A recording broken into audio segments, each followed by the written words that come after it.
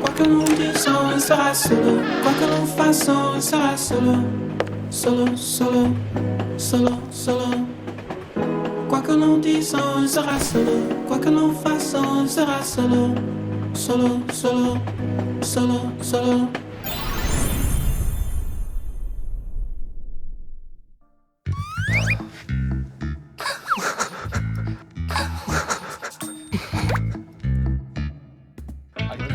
맞으시죠? 북건이 형. 북건이 형 맞죠? 맞죠?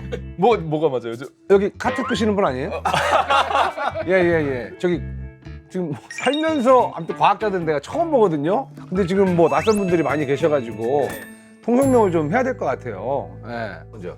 저는 우선 직업은 화학자고요. 화학자. 네, 교수다진 화학의 여러 분야 중에 굉장히 작은 흔히 말하는 미세먼지라고도 표현할 수 있어요. 나노 입자라는 걸 만들어서 혈관 돌아다녀서 암 치료하고 막 환경 해결하고 이런 것들 연구를 주로 하고 있어요. 나노로봇. 인증해보고 솔직히 맘만 먹으면 사대폭탄 만들 수 있죠. 만들 수 있죠.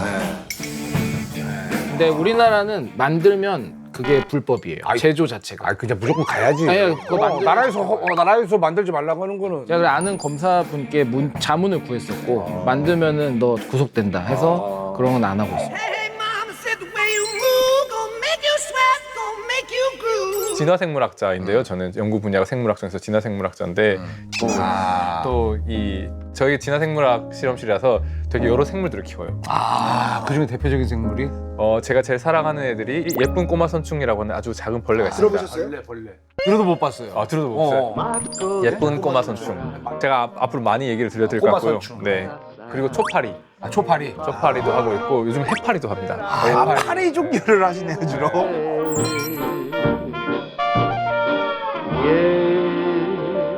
그다음에 이제 우리 항성 씨는 예. 저는 천체 물리학 박사입니다. 그래서 별이 어떤 환경에서 어떤 조건에서 태어나는지, 그다음에 조건마다 별이 태어나는 크기와 종류가 다를 테니까. 나 그런 거 좋아해. 지금은 유튜브 채널에서 과학 커뮤니케이터, 과학 크리에이터로 활동하고 있습니다. 궤도가 더 유명해요. 항성이 더 유명해요. 궤도가 유명하죠. 왜요? 많이 알려져 있으니까, 많이 노출되니까. 아니 이제는 항성의 시대예요.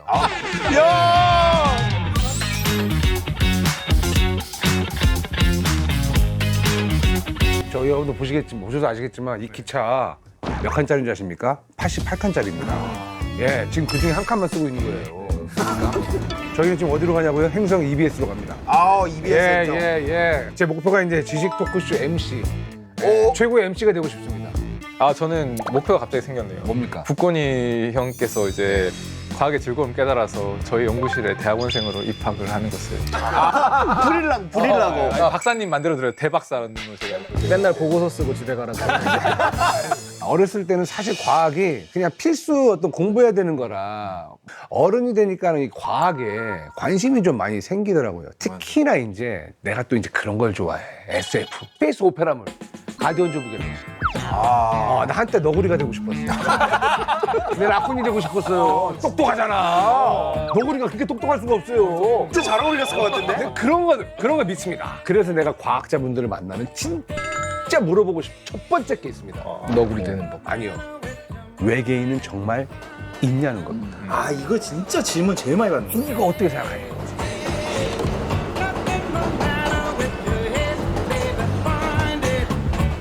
어떻게 생각하세요? 솔직히 없다고 말하기엔 너무 가능성이 남아있어서 저는 있다 생각하고 있기를 바라기도 하고. 분명히 있을 것이다. 네. 라는 거고. 분명히 있을 것 같아요. 네. 있을 것 같다. 저도 있을 것 같아요. 있을 것 같다. 네. 있을 것 같은데 아직까지 우리가 확인은 못했죠. 제 생각도 그래요. 저는 솔직히 이제 종교가 기독교거든요. 알죠. 너무 유명하죠. 그래서 사실 유일하게 인간만이 이 지구, 이 세상에 존재할 수 있다는 게 맞잖아요. 근데 그런 거 있잖아. 이게 이 넓은 우주에 우리만 살고 있으면 분명히 이거 공간 낭비일 수도 있는데. 그렇지. 제가 그래서 외계 생명체를 찾는 과학자가 있는지 좀 수소문을 했어요. 그래서 마침 또 바로 여기 옆칸에 한 분이 계시대. 그분을 제가 초대를 했습니다. 예, 이제 오실 때가 됐는데.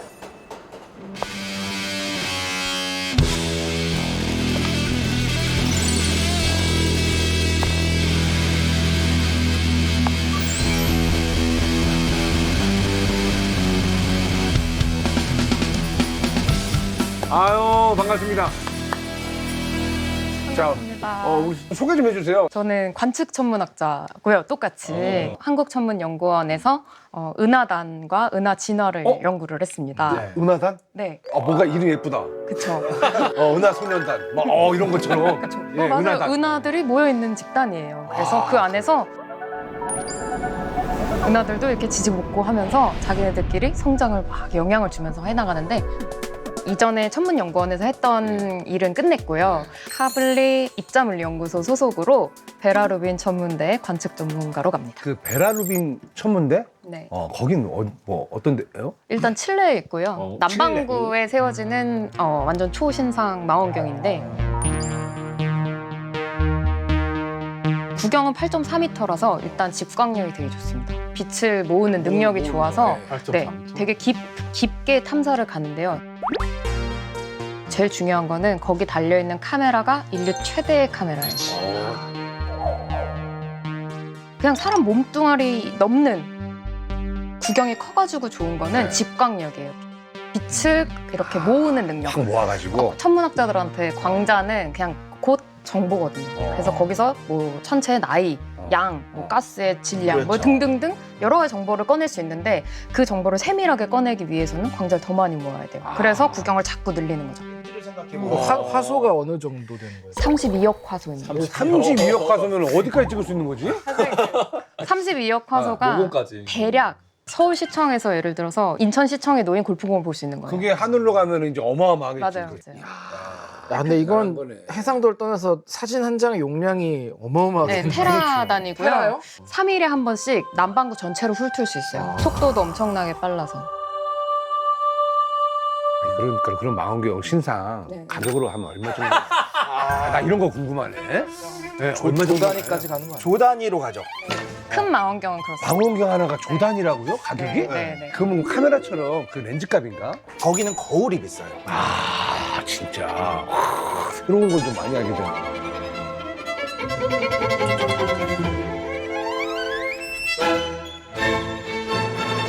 우리 미니 박사님은 외계 생명체가 있다고 보세요? 아마 저 말고도 다른 천문학자들한테 물어봐도 거의 99.9% 있다고 생각한다고 얘기할 것 같아요. 네. 많이들 있다고 얘기하는 거구나. 아니 근데 과학자분들은 그러면 왜 과학자들은 다들 외계 생명체가 있다고 보는 건지 나 너무 궁금합니다. 이게 우주에 진짜 많은 게 물이 진짜 많아요. 그렇지. 화성에 물 발견했잖아. 그러니까. 물기 발견했잖아. 달도 있어, 달. 화성에 물기 발견했잖아. 그럼 잠깐만 미생물 또 아시잖아. 그 물기가 있다라는 거기에 그러면 지적 생명체는 아닐지라도 외계 생명체가 존재했을 확률이 있다 없다. 있죠. 있다. 그리고 생명체가 되기 위해서 물 말고 별이 탄생하는 지역을 그냥 분석을 해봐도 유기물들이 정말 많이 검출이 되거든요. 그래서 우리가 살고 있는 지구에서의 생명체를 기준으로 생각을 한다면은 외계 생명체가 없을 확률이 훨씬 더 적어지죠. 어떻게 보세요?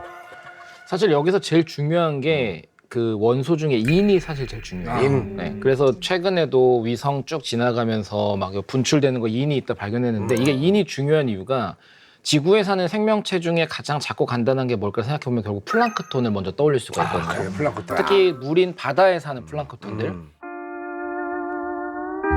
그리고 플랑크톤이 살기 위해 필요한 그 내부 구조가 있을 거 아니에요. 당연히 이거를 화학 분석을 다 했어요.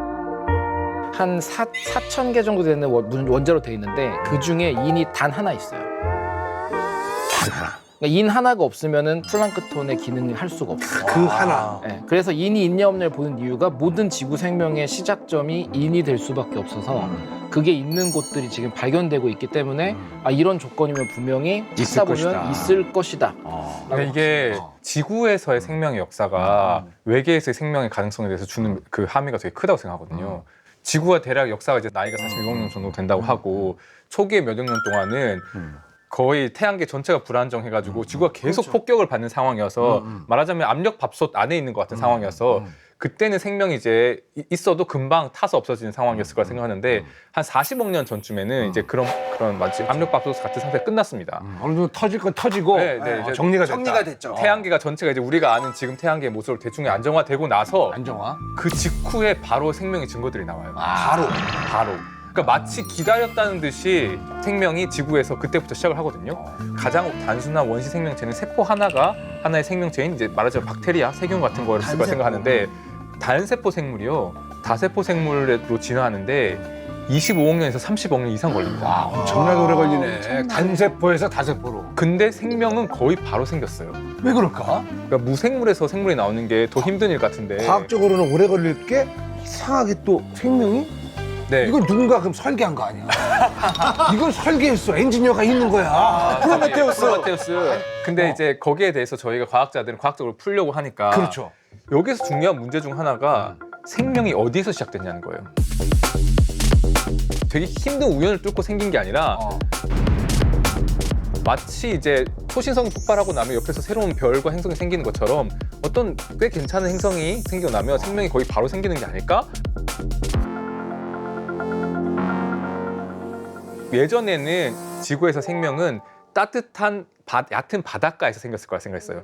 번개 같은 게 치면 바다에서 유기물이 만들어지고 그래서 바다가 수프처럼 됐을 거다. 그래서 원시 수프 가설이라고 해서 옛날에 막 원시 지구에서 막 번개가 치고 거기서 그 번개가 에너지를 가지고 있으니까 거기서 무기물이 유기물이 되고 거기서 원시 생명이 출현했을 거라고 설명했는데 요즘은 이 이론이 바뀌었어요.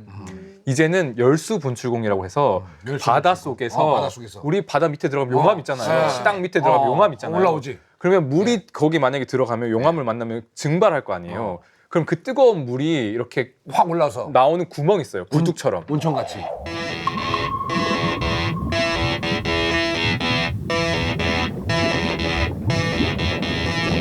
근데 거기에서 아주 오래된 생명의 흔적들이 발견되고요. 거기에서 생명이 최초로 진화했을 거라고 생각을 해요.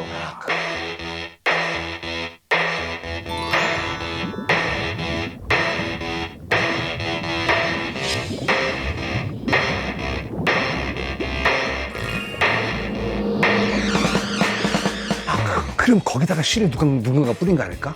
그 자연스럽게 노출되게? 거기 자체가 아까 말한 밥솥이에요. 아, 밥솥. 왜냐면 압력이 높으면 물이 점점 끓는 온도가 높아지는데 심해 열수분 물은 원래 우리가 아는 게 100도에서 펄펄 끓잖아요.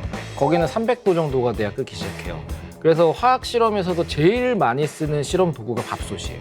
진짜? 그러니까 우리 생각처럼 진짜 밥솥은 아니고 그거를 되게 더 튼튼하게 만든 우리가 수열 반응기라는데 왜냐 온도가 더 높고 물이 있고 뭐가 하면은 안 될 일들이 갑자기 생겨요.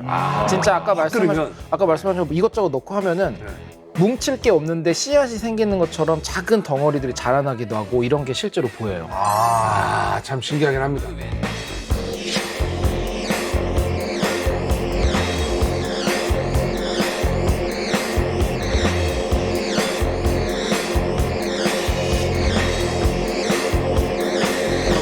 아니 그 현 박사님, 네. 우주에서 외계 생명체를 어떻게 찾아요? 여러 가지 방법이 있겠지만 일단 직접적으로는 그냥 가보는 거죠. 가까운 우주는. 우주를요? 네, 가까이? 직접 탐사를 하는 방법이 어디까지 있습니다. 가볼까? 화성? 뭐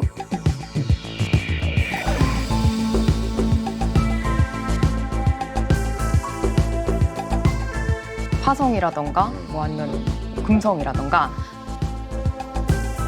최근에는 소행성까지 뭐 방문을 했다가 시료를 채취해서 돌아오는 방법이 있어요. 그래서 그 안에서 뭐 미생물이 있다거나 뭐 생명의 흔적이 있나 이런 것들을 직접 보는 방법. 지금 갔다 왔잖아요. 네. 어때요? 지금 결과가 어때요?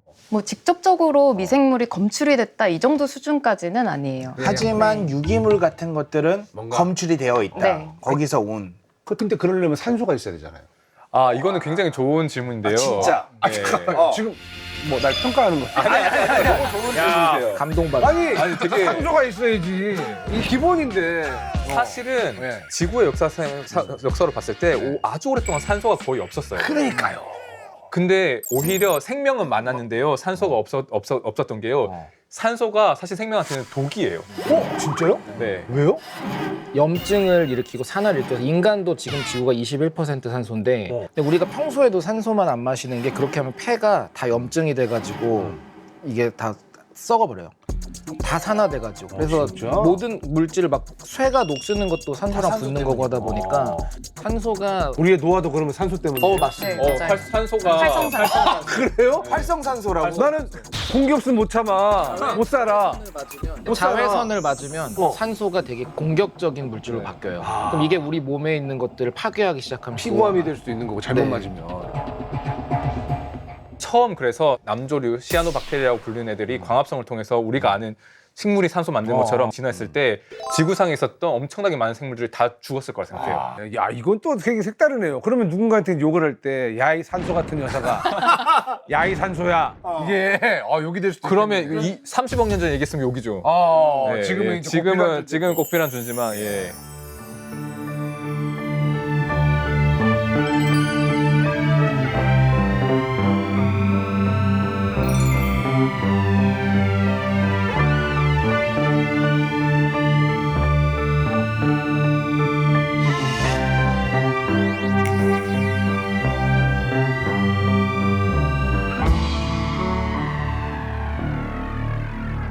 우리가 그 나갈 수 있는 우주는 되게 좁잖아요. 네. 어떻게 보면은.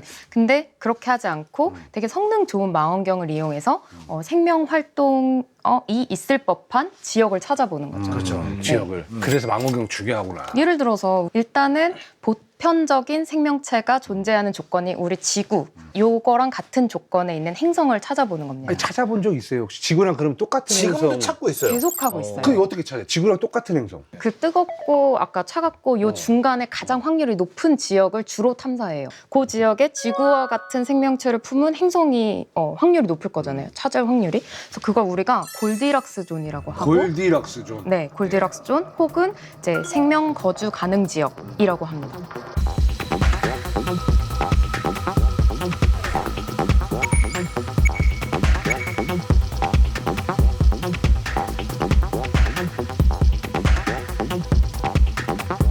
그래서 세밀한 그 광도 차이를 찾아내서 이 골디락스 존에 있는 행성들을 우선 서베이를 합니다. 네, 그거를 제일 많이 했던 게 그 케플러 망원경이라고 있어요. 케플러. 예, 네. 들어봤어요. 예. 네, 많이 외계행성에 약간 관심 있으시면 외계행성 이름들이 케플러 뭐 이렇게 들어봤어요. B 뭐 이런 식으로. 그게 망원경 이름 때문에 그런 네, 거였어요? 네, 네. 프로젝트 이름이죠. 3, 2, engine start, 1, 0, and liftoff of the Delta II rocket with Kepler. Vernier engine chamber pressures are building. Groundlit solid motors are building in chamber pressure. 근데 그 중에서 골디락스 존에 들어가는 행성이 몇 개일 것 같으세요? 1000개. 5,000개면은 뭐 한 500개. 500개? 60개 정도밖에 안 됩니다. 60개도 밖에가 아니라 60개도 대단한 거죠. 근데 그 중에서도 1개가 맞아 떨어지는 거 아니에요? 네, 그 중에서 지구랑 그나마 비슷한 것들은 23개밖에 안 돼요. 23개. 다른 태양계를 우리가 볼 수 있어요? 못 가죠. 갈 수는 갈 없죠. 수는 없잖아. 갈 수는 그러니까 없지. 이게 미스테리지 이제. 갈 수가 가장 가까운 게 얼마나 정도 되는 거예요?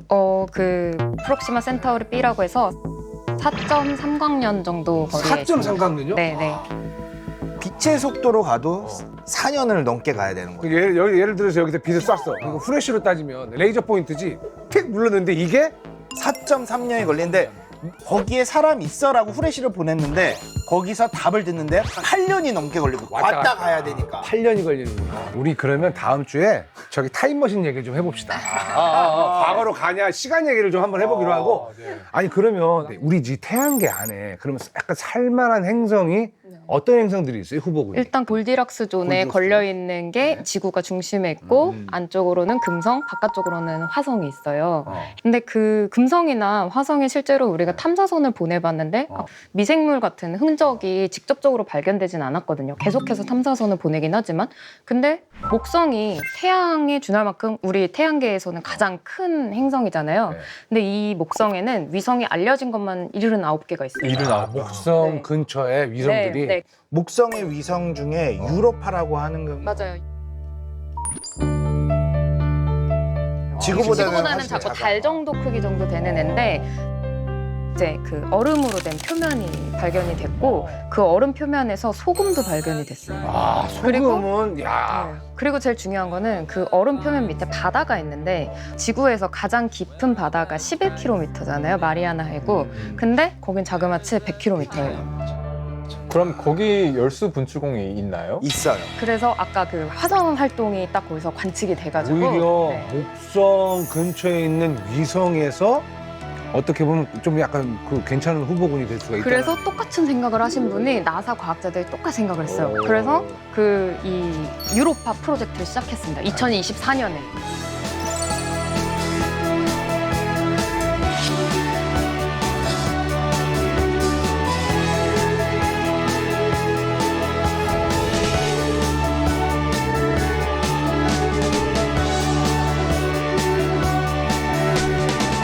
이미 후보군으로 가진 게 많아요. 토성의 엔셀라두스라는 토성에도 이제 위성 중에 엔셀라두스라는 게 있는데 진짜 조그매요. 이 정도 되는데 물을 지구만큼 갖고 있어요. 그 행성은 네. 그러면 아까 거기에는 말한 인이 있던 게 거기예요. 거기가 또 소개가 뜨거워서 행성 활동이 있어갖고 토성 근처에 있는 애인데 네. 왜냐하면 물이 우주 밖으로 나와요.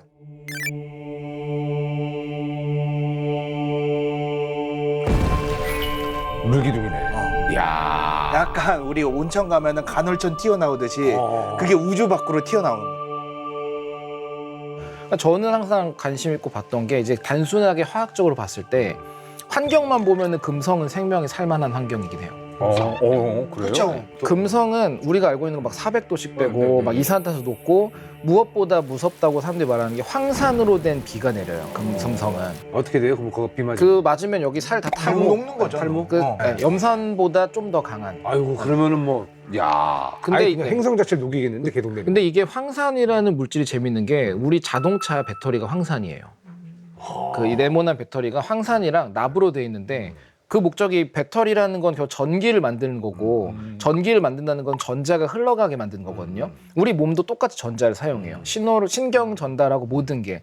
그러면 그런 행성에는 황산을 맞았을 때 금속을 먹어서 그걸로 전기를 만들어 사는 생명체가 생길 수도 있다라는 가설이 생길 수가 있어요. 꼭 우리가 아니더라도 네, 그 완전히 다르고. 환경에 또 맞는 생명체가 있으려면 있을 수도 있다. 또 엄청 추운 행성을 예로 들어도 우리 몸이 물로 돼 있는 걸 상상하니까 영하로 내려가면 다 얼어서 못 움직일 거다 하는데 근데 암모니아 같은 건 안 얼어요. 그래 체내에 암모니아로 구성돼 있는 규소뼈를 갖는 생명체는 구동이랑 반응이 가능해요. 생각보다 인간이 상상하는 생명체를 벗어나면 외계 생명체의 가능성이나 이런 범위가 넓어져서 사실 지구에도 그런 게 있잖아요. 그 뭐 심해에 사는 심해어들도 어떻게 보면 태양 에너지가 거의 도달하지 않는 그렇지. 환경에서 이 체력이라든가 그런 그 행성의 환경에 딱 적응한 그런 외계인들도 있을 수가 있다라는 건데 지적 생명체. 자, 우리가 외계인이라고 하잖아요. 우리가 탐사할 수 있는 우주 안에 이런 외계인이 있을까요? 어떻게 생각하세요? 이 말은 다시 하면 우리 태양계 안에 지적 생명체가 있냐는 그렇죠, 우리 말과 말고. 그거는 좀 약간 회의적인 것 회의적이에요? 같고 간접 탐사까지 포함하면은 있을 수 있다. 근데 아까 왜 우리는 계속 그 다른 행성에는 이런 데에 그 지적 생명체와 교류하지 못했는가? 왜 우리만이 유일한가에 대해서 고민을 하는 과학자들이 되게 많았어요. 간접적인 방법 중에 두 가지가 있는데, 그러니까 지상에서 외계에서부터 오는 전파 신호를 받아서 이제 분석을 해보는 거예요. 그렇죠. 근데 그 분석을 해봐서 보통의 자연 주파수, 자연상에서 발생하는 전파는 하는 그런 그 무작위적인 그렇죠, 신호음이 그렇죠. 나타나요. 근데 이제 그 중에서 인위적으로 우리가 예를 들어서 라디오 방송이나 이런 목소리나 뭐 전파 송출되는 것들은 일종의 시그널 딱딱딱딱 인위적인 시그널이 나타나거든요. 그래서 그거를 잡아내고자 하는 게 세티라는 프로젝트가 있습니다. 세티. 그래서 그 세티가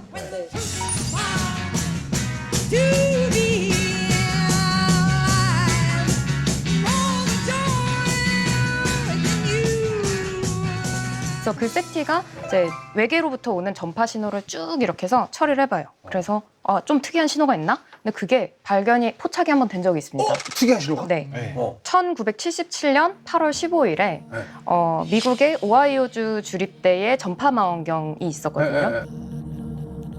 빅 이어. 빅, 큰 귀. 빅 이어. 맞아요. 진짜 걔가 빅 들었어요. 이어에서 처음엔 지식하다가 어느 순간 이렇게 시그널이 훅훅 솟구치는 게 딱 그 70초 야, 정도. 그 삼체 아니야? 네.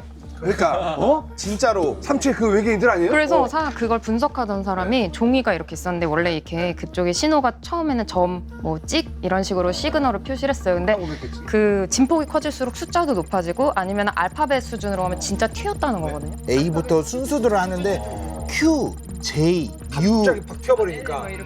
그래서 그거를 보고 사람이 너무 깜짝 놀라서 여기다 와우라고 썼어요. 와우 느낌표에서 동그라미 딱 쳤는데 그걸 보고 이제 와우 시그널이라고 불리는 게 1977년도 이벤트가 있습니다. 그 이벤트 그 이후로는 없었어요? 그게 제일 중요한 포인트인데요. 우리가 그거를 딱 포착을 하고 나서 다시 발견이 안 되는 거예요. 한 번이었네, 딱 한 번. 원래 이제 두 번째 왔으면 해석이 가능한데 그게 아니라 한 번 너무 단일 이벤트니까 그 가능성만 너무 열어놓은 상태인 거예요. 그럼 누군가가 그쪽에서 우리를 찾아볼 수도 있는 거 아니에요? 근데 그 찾아오려는 목적이 우리를 그냥 끝장내려고. 근데 그건 너무 에너지 낭비 아닐까? 걔네들이 보기에 우리가 만약 심각한 바이러스, 자기들이 위협적을 갖고 있는 존재라거나 막 자기가 들킬 위기면 하겠지만 그게 아닌데 굳이 몇 광년을 날아와서 처리를 하고 가는 그런 거는 그럴 바에는 아마 우리 스텔스 기술로 레이더를 막듯이 그냥 완전히 은폐가 가능할 거라 봐서 이런 얘기를 하는 사람들이 있어요. 왜 찾아올 정도의 기술력을 가졌다면은 지금 기후 위기라든지 이런 것들이 나타나고 이제 그 스스로의 문명을 무너뜨리기 때문에 이제 다른 문명을 찾아간다라고 얘기가 하고 있는데 이거는 우리와 거리가 가까울 때만 성립하는 거예요. 예를 들어서 200~300광년만 떨어져 있다고 하더라도 걔네가 우리를 봤을 때는 아직 조선시대고 고려시대예요. 가서 야 쟤네 아무것도 없네? 뭐 농사만 짓고 있네? 뭐 아무것도 그냥 우리가 바로 제압 가능이네? 뭐 무기나 이런 것도 이순신 씨 장군 무시하는 거예요? 아니 무시하는 게 아니라 무시하는 거예요, 그러니까 지금? 그거를 검증할 수가 없는 거죠. 아, 그래요? 이 시간 차이 때문에 섣불리 갈 수 없다는 이 의견들이 진짜 많아요. 근데 타노스도 농부였는데. 타노스도 농부였는데 끝장내잖아. 오히려 우리가 문명이 덜 발전하는 게 외계인들이 봤을 때는 덜 위협적일 수도 있겠네요. 어떤 시점에서 그러니까 우리가 시그널을 지금 막 내보내서 외부에다가 막 보이저 1호 보내고 보이저 1호는 사실은 그렇게 잡힐 가능성이 굉장히 낮을 것 같은데 반대예요? 약간 밖으로 자꾸 보내는 거? 저는 반대입니다. 반대? 네. 저도 솔직히 막 보내는 건 반대. 왜냐면 자꾸 떡밥을 주는 거 같아요. 그러니까요. 이 얘기를 똑같이 하는 사람들이 진짜 많았어요. 보이저 1호가 딱 그랬거든요. 왜냐면 보이저 1호에 너무 많은 정보가 담겨 있어서. As the Secretary General of the United Nations, who represent almost all of the human inhabitants of the planet Earth, I send greetings on behalf of the people of our planet. 어떤 정보들? 그러니까 진짜로 우리 지구상의 생명체, 우리 인간은 이렇게 생겼고 우리는 번식은 이렇게 하고 뭐 지구의 사이즈나 지구의 위치 이렇게 찾아와라. 다 보여주는 거 아니야? 지구의 소리, 언어, 음악 이런 것들 다 음악까지요? 들어있어요. 네. 다 들어있어요. 음악도 보냈고 사실 수학 같은 경우에는 점과 선이라는 좀 명확한 기호를 우리 아라비아 숫자는 사실 숫자를 표현하는 문자인 거고 점이 1이면은 뭐 이제 그런 식으로 이제 체계화해서 우린 이런 숫자를 써라고 그쪽에 알렸고 가장 이제 우주를 이루는 가장 기본적인 원자인 수소의 길이가 있거든요. 그 길이를 가지고 지구의 사이즈들을 설명해요. 특징적인 사이즈들을. 다 줬네. 네, 그런 식으로. 다 줬어.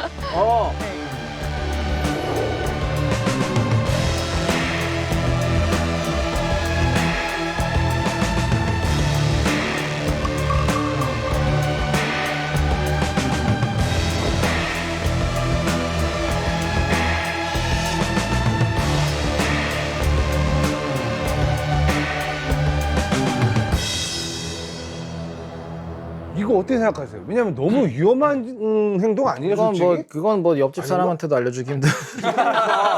진짜 너무 예민한 개인정보잖아. 너무 개인정보지. 우리 지구의 정보를 그쪽이 선할지 악할지도 모르는 누군가한테 우리의 모든 것을 다 갖다 바치는 거 아니야.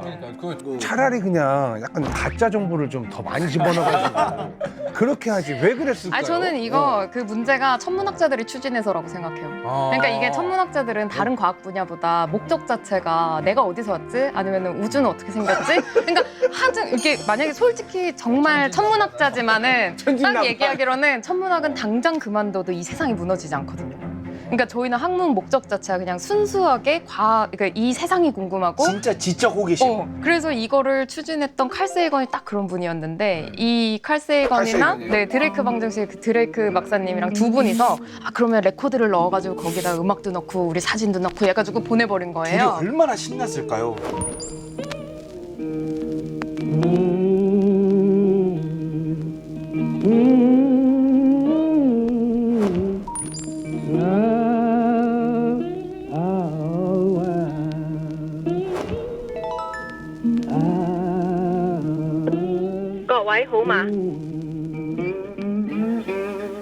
Shalom. Adanish Lushulmo. Namaskar. Vishe Shanti Hok. 안녕하세요. 이거는 천문학자들이 너무 그냥 들뜬 게 아닌가라는 생각이 들어요. 이럴 때 그럼 다른 분들은 좀 알렸어야지. 뭐 하고 있을 때 과학이랑 이게 되게 재밌는 그때는 아직 안 태어나서. 이게 되게 재밌는 게 어떻게 보면 전 우주가 눈치 게임을 하고 있는 걸 수도 있잖아요. 우리가 조금만 이런 외계 생명체에 대한 인식이 발달하면 아 이게 위험한 짓이구나라는 걸 깨닫잖아요. 실제로 어떤 신호를 보낼 수도 있음에도 불구하고 똑똑하다면 보내지 않고 있는 걸 수도 있는 것 같아요. 그래서 만약에 이 지적 생명체를 정말 만나게 됐어요. 어느 날 갑자기 서울 상공에 딱 떴어. 이거 어떻게 소통할지 생각해 보셨어요 혹시? 기본적으로 우리가 생각할 수 있는 거는 수학하고 빛이겠죠. 빛으로 탁탁탁탁탁 때려가지고 빛 뜨면은 뭐 단순한 수열이라든지 수열 같은 거는 누가 봐도 뭐 1, 2, 3, 5 앞에 두 자리를 더하는 그렇죠. 수학이 그냥 우주의 언어이자 자연의 언어라고 하잖아요. 그래서 콘택트에서는 소수, 그러니까 나랑 일 하나인, 그러니까 인수를 가지는 그 특별한 소수라는 걸로 이제 외계인과 소통을 하거든요. 도대체 만나면 숫자 뭐부터 집어넣을래요? 1357 수학적인 개념이 잡힌 고등 생명체인지를 확인할 수 있는 거니까. 나 같으면은 1357 거기다가 이제 음을 넣어. 1357 1357 1357 1357 1357 1357 999999 카지노에서 울리는 빵빠레 같은데 1357 멜로디를 좀 넣어서 이 음악이라는 게 멜로디를 살짝 넣으면 또 친근함이 생기잖아요. 근데 이게 맞아요. 진짜 맞아요? 정확한데 그래. 음악이 왜냐면 기본적으로는 수학적인 게 바탕이거든요. 피아노도 우리가 듣기에 되게 그 편안하게 들리는 것도 피보나치 수열을 따르는 식으로 배열이 돼 있잖아요. 바흐를 보내야 되는 거 아니에요? 바흐를? 보냈어요. 그 보이저 1호에 실어서 보냈어요. 피타고라스 수학이라고 알죠? 근데 피타고라스가 음계를 만드신 분이에요. 이 화성이랑 화음. 그러니까 수학자가 도레미파솔라시도 음계랑 연결이 돼 있는 거예요. 그러니까 나 같은 경우는 그렇게 하고 1357 그쪽에서 2856 이런 식으로 나오고 그러면 나는 이제 성시경의 넌 감동이었어를 틀어줬다. 이왕이면 발라드. 약간 좀 이렇게 너무 센 거 말고 메탈은 좀 참아야 되고 힙합 참아야 돼. 내게 오는 길 이런 거 있잖아. 근데 갑자기 다리 8개 달에 외계인 와서 키스하고 막 그러면 이제 어떻게 하시려고? 되게 급발진. 그런 일이 있어. 그거 너무 외계인이 나한테 급발진하는 거야. 사실 이게 음악은 중요한 것 같아요. 이렇게 소통한다는 게 멀리 떨어져 있을 때 이야기고 저는 정말로 실제로 만났을 때를 오히려 생각을 해봤었어요. 가까이에서. 그러니까 진짜 대면을 했다. 그랬을 때 오히려 제일 효과적인 건 그냥 위협하는 게 아닐까 싶어요. 위협이요? 네, 왜냐면은 우리가 의사소통을 한다고 신호를 줘봤자 이거는 우리가 아까 빛으로 한댔잖아요. 이건 솔직히 위협 신호예요. 다른 생명체에게 빛 깜빡깜빡하는 거. 그렇긴 하죠. 저는 이게 같은 언어 체계를 갖고 있거나 통용이 된다 해도 같은 사고 체계를 갖고 있다고 생각하진 않았어요. 그래서 우리는 분명히 이건 대화다 생각했는데 그쪽은 대화가 아니라 생각할 수도 있고 하다 보니까 저는 이제 안전성을 우선적으로 보려면 가장 원초적인 의사소통. 그럼 나중에 이제 우리 교수님한테 외계인이 직접 대면했을 때는 한 손에 황산을 들고 있으면 돼요. 그것도 이제 그거가 사실은 이제 어떤 걸로 외계인을 없앨 수 있을까가 사실 제일 궁금하고 재밌는 부분이긴 한데 그런 영화가 있긴 했었어요. 에볼루션인가 해가지고 그 유명한 게 그 샴푸를 가지고 외계인을 다 죽여요. 그 영화에서. 맞네. 샴푸 중에 그 셀레늄이 들어있는 게 비듬 샴푸에 셀레늄이 들어있는데 이 영화에서의 기본적인 핵심은 인간 같은 생명체는 탄소로 되어 있는데 주기율표에서 탄소에서 2칸을 내려가면 비소가 있어요. 비소는 굉장히 대표적인 독이거든요. 근데 여기서 봤을 때 이 생명체들은 질소 기반 생명체라고 설정이 돼 있어서 그러면 탄소랑 질소 있으니까 2칸 내려온 놈이 얘네한테 독일 수 있다. 근데 그게 셀레늄이어서 이 사람들이 셀레늄 샴푸를 뿌려가지고 외계인들 다 죽여요. 근데 우리에게는 독이 아닌데 다른 생명체에겐 독인 경우가 생각보다 굉장히 많거든요. 그래서 이제 저는 그런 물질을 다루는 입장에서 만약에 외계 생명체 존재가 있고 얘가 어떤 체계나 물질로 돼 있다. 그럼 아마 이걸 파괴할 수 있는 방법을 제일 먼저 알아볼 것 같아요. 근데 이제 저는 소통이 뭔가 왜냐면 생물들이 소통을 하잖아요. 그렇죠. 근데 우리가 소통을 한다고 할 때는 이 기호라고 하는 걸 써요. 곤충들 같은 게 짝짓기 할 때 내가 너랑 짝짓기를 하고 싶어 혹은 난 너랑 같은 종이야 짝짓기 하자 할 때 화학 물질을 기호로 쓰거든요. 페로몬. 네. 그럼 소리, 그다음 빛에서 오는 우리의 글자 같은 것은 결국 시각적인 정보고 기호들을 사용해서 그 기호 체계가 뭔지 저는 파악하고 싶어 할 것 같아요. 그래서 그 컨택트라고 하는 영화에서도 보면 결국은 서로의 기호 체계를 이해하려고 하는 거잖아요. 근데 왔을 때 이들이 우리에게 호의적일 것 같으세요? 아니면 우리에게 적대적일 것 같으세요? 적대적일 거라 생각해요, 저는. 네, 기본적으로는. 호의적으로 방문할 이유가 있을까를 솔직히 잘 모르겠어요. 친구하자라고 올 것 같지는 않다. 네, 그냥 굳이 가서 여기까지 가가지고 우리가 좀 다르게 생겼는데 만약에 저희를 보고 호감을 느꼈어요. 되게 뭔가 자기들이 보기에 인간이라는 존재들은 귀엽고 그러면 잡아가가지고 키우거나 다른 용도로 쓰려 하지. 어떻게 생각하세요? 저는 천문학자인가 봐요. 아, 그래도 상관없어? 아, 노예가 되겠다? 아니, 오늘 이런 말씀을 하기 전까지 저는 정말 그 침공을 당할 거라는 상상을 그렇게 안 했었어요. 그죠? 저도 안 해봤어요. 근데 이 천문학자들이 이래서 문제인 건데 리스크를 항상 생각해야 그러니까 전투력이 없어요. 빵이에요. 저희는 이 천문학자들은 어떻게 보면 이 두 분 한정 너무 천진난만해. 일단 걸리고 보자 이거야. 순진무구한. 이 긍정 회로인 것 같고. 장난 안 해. 근데 정말 이게 어떻게 보면 생물학 학문적인 특징일 수 있는 게 생물학은 연구를 하면 예를 들면 바이러스는 기회가 닿는 모든 것을 다 감염시켜서 숙주를 삼고 번성하려고 하거든요. 지능이 올라가면 결국은 다른 생물들을 이용했을 때 내가 이득을 본다라고 하는 거를 결국은 이거 그 패턴을 볼 수밖에 없어요. 그러니까 관심은 있고 흥미있어 하지만 사실 그들이 여기까지 오는 거를 좋아할 만한 사람들은 많이 없을 것 같긴 해. 근데 왜 우리는 왜 외계 생명체에 집착하는 걸까요? Water down. Power up. Here is another UFO bulletin.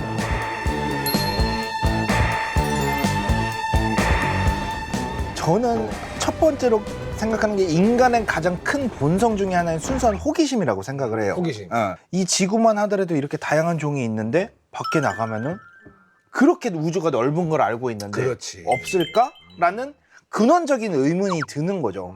그거랑 비슷한 것 같아요. 미지에 대한 그 호기심, 아까 말씀한 호기심에 대한 게 외계인을 좋아하고 관심 갖는 것 같은데, 근데 또 재미있는 거는 우리가 상상력이 뛰어나다고 하지만 되게 인간의 상상력이랑 사고관념이 잡혀져 있어가지고 보통 우리가 떠올리는 외계인은 기본적으로 인간과 유사한 구조를 갖는 경우가 많고 극단적으로 괴기하게 만들어도 뭐 크툴루 신화 나오는 정도로 막 문어다리가 생기거나 갑각이 있거나 에일리언. 우리가 봤던 내용들의 조합으로밖에 만들어요.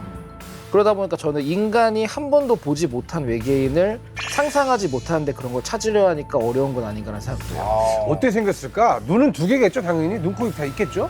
결국 눈이라는 것은 전자기파를 보고 싶은 거잖아요. 생물 중에 거미불가사리라고 있는데 얘네는 온 피부가 다 나노 구조로 돼 있는데 그게 빛을 다 흡수해요. 그러니까 온 몸으로 주변을 다 전방위로 보아요, 실시간으로.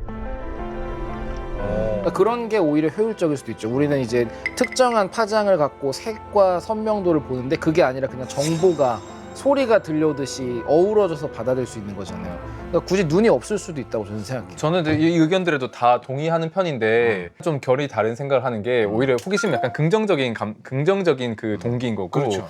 공포와 불안이 되게 많이 자리 잡고 있다 생각해요. 뭔지 알까? 인간이 입 외계에 헐었을 때 집착하는 계속 건드는 그런 거 아니에요? 아니 그것보다는 우리가 옛날에 전래동화 보면 호랑이가 막 물어가고 이런 얘기 많잖아요. 그렇죠. 호암 마마보다. 근데 요즘 우리가 그런 걸로 만들지 않는 이유가 더 이상 호랑이가 우리에게 위협이 되지 않잖아요. 그러니까 우리가 어떻게 보면 지금 문명을 살아가는 일상생활을 하는 사람들의 입장에서 인간을 위협하는 다른 생물이 없거든요. 우리의 일상생활 속에서 인간이 인간을 위협할 뿐이지 불안이 있는 거죠. 우리가 마치 다른 생물들을 착취하고 파괴하듯이 이 외계인들이 우리를 그렇게 대하지 않을까. 본능적으로. 약간 그 두려움에 대한 이야기잖아요. 네. 죄책감과 어떤 그 두려움에서 어떻게 보면 근데 그럼에도 찾고 싶어 한다는 거 약간 스릴인 거예요, 그러면. 우리를 파괴할 수 있는 게 저기 있을 거야 하면서 두근두근. 스릴이에요. 연구 대상 또 묶어놓을 거죠. 제일 확인해보고 싶은 게 DNA가 있는지 없는지 확인해볼까. 그렇지. 궁금하네요. 왜냐하면 만약에 DNA를 지니고 있다고 하면 되게 우리랑 여러 가지 면에서 비슷할 가능성이 크고요. 그러니까 우리가 아까 말씀드렸던 왜 외계 생명체를 연구를 해야 되냐. 과연 우주에서 생명이라고 하는 것이 지구에서의 형태와 방식처럼만 존재할 수 있는가, 아니면 생명의 사실은 가능성이 훨씬 넓은가를 탐색할 수 있기 때문에 DNA가 나온다고 하면 다른 데도 지구랑 비슷한 방식으로 생명체들이 만들어지고 작동하고 있겠구나라고 생각할 수 있고, DNA가 없다고 하면 생물학 교과서 처음부터 완전히 다시 다 써야 되는 거죠. 그러니까 거기쯤은 또 새로운 어떤 그들만의 DNA 체계가 있을 수도 있는 거죠. 있어요. 무조건 어떻게 생명이라고 하는 것은 복잡한 정보가 다뤄져야 되는 책이기 때문에 우린 그걸 DNA를 가지고 하고 있는데, DNA를 안 가지고 하고 있으면 그 이대한 우주 생물학 해서 이렇게 교과서 한 편 쓰고 죽어요. 근데 그거는 진짜로 저는 그 유로파 밑에 약간 미생물 박테리아 같은 게 있을 거라고 생각을 하거든요. 저는 맞아요. 약간 그런 거 그렇게 기대 많이 하죠. 네. 기대하고 있는데, 그런 것들이 바다 밑에서 이제 우주로 뿜어져 나올 때 걔네들도 뿜어져 나올 것 같거든, 나는. 그래서 그런 걸 채취할 수 있을 것 같아요. 변기에서 이거 튀는 거랑 비슷한 거예요. 진짜 그런 거 함부로 건들면 안 돼요. 그거 혹시라도 우주복에 묻어가지고 와가지고 너무 많이 봤다, 형아. 우리 바이러스처럼 퍼질 수도 있어. 그렇지. 제가 봤을 때는 확실히 직업병이라 우리 이 교수님 같은 경우는 외계인을 맞닥뜨리면 잘 구슬려가지고 실험실에 채우고, 그 다음에 어떻게 생각하세요? 저는 우선 구조를 보겠죠. 화학적 구조를. 구조를 알면 만들 수 있고요. 구조를 알면 부술 수가 있어요. 그게 화학에서 하는 모든 일이기 때문에, 그러면은 그 생체 조직이 됐건 구성 원리든 이걸 인공적으로 만들거나 아니면 위협이 됐을 때 가장 효과적으로 파괴할 수가 있겠죠. 저희가 맨날 하는 게 결합을 끊고 붙이고 하는 거라, 그런 쪽으로 아마 화학자들은 연구를 하지 않을까. 외계 생명체에 대한 사람들의 관심이 많은 건 상상의 어떤 또 다른 그런 영역인 것 같아요. 경험해보지 못했기 때문에 그런 거에 대한 본능적인 어떤 그런 탐구라든가. 저는 그게 진짜 본능, 나에 대한 질문으로부터 시작하는 것 같아요. 결국에는 인류가 존재함과 동시에 생겨난 학문이 천문학이거든요. 내가 누구지? 난 왜 여기 존재하지? 생명체는 뭐지?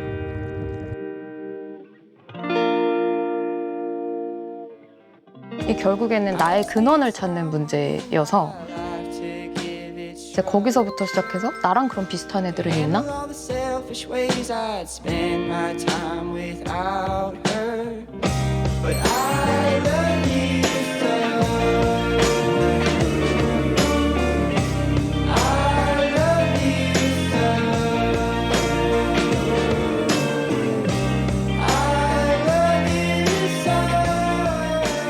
이런 식으로 이제 좀 확장해 나간?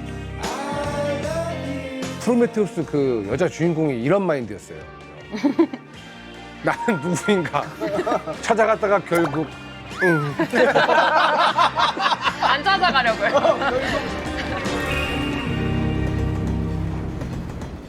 타임. 시간이 어디 있어? 시간이요? 시계를 보지만 시간을 본 적은 없어요. 시간이란 게 뭐냐 이거. 물리학자들이 비겁하게 질문을 바꿔서 답하거든. 엔트로피가 증가하지 않을 때는 시간이 멈출 수도 있고, 할 때 시간이 거꾸로 흐르는 것이 아니고. 아래쪽에 있는 사람들이 더 느리게 가고 위에 있는 사람들은 더 빨리 가죠. 펜트하우스에 살면은 이론적으로는 빨리 늙어요. 시간이 흐르지 않는다라고 하는, 시간이 불안 속도이다라고 하는 게 또 다른 얘기라는 거예요, 제 관점. 양자역학적으로 봤을 때.